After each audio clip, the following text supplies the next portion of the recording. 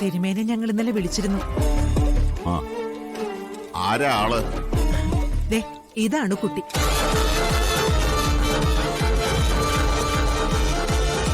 ഇങ്ങോട്ട് നീങ്ങി നിൽക്കൂ. ഇങ്ങോട്ട് നീങ്ങി നിൽക്കാൻ.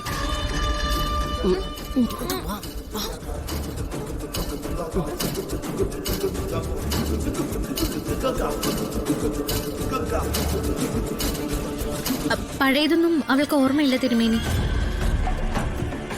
വീട്ടിൽ നിന്ന് പിണങ്ങിപ്പോയി കുറച്ചു കാലം ദൂരെ എവിടെയോ നിന്നിരുന്നു. അവിടെ നിന്ന് സംഭവിച്ചതാ.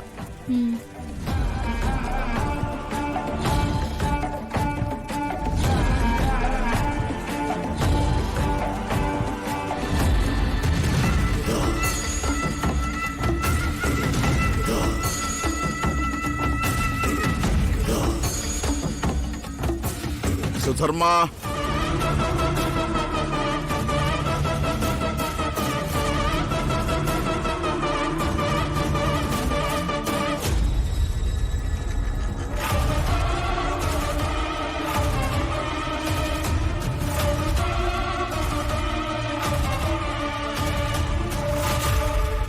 ബാധയാണ്, സംശയമില്ല.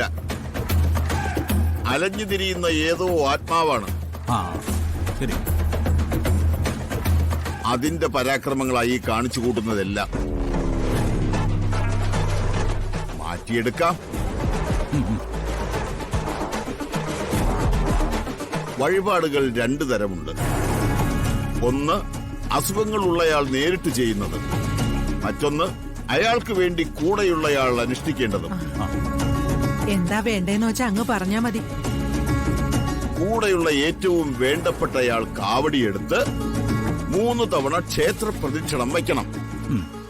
കാവടി ഭാരമുള്ളതാ. ഒരു കാരണവശാലും 3 തവണ പ്രദക്ഷിണം തീരുന്നതിനിടയിൽ പ്രദക്ഷിണം നിർത്തുവാനോ കാവടി താഴെ ഇറക്കുവാനോ പാടില്ല. അഥവാ അങ്ങനെ സംഭവിച്ചിട്ടുണ്ടെങ്കിൽ പരിഹാരകർമ്മമായിട്ട് വീണ്ടും 21 തവണ കാവടിയുമായി പ്രദക്ഷിണം ചെയ്യണം. 21 തവണ. അതിനുശേഷമാണ് അസുഖമുള്ള ആൾക്ക് ചികിത്സ.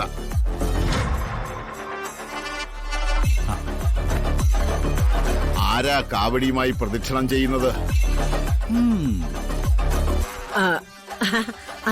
അതിനിപ്പോ എന്താ സംശയം? ഇവളുടെ ഭർത്താവ് വരുണ.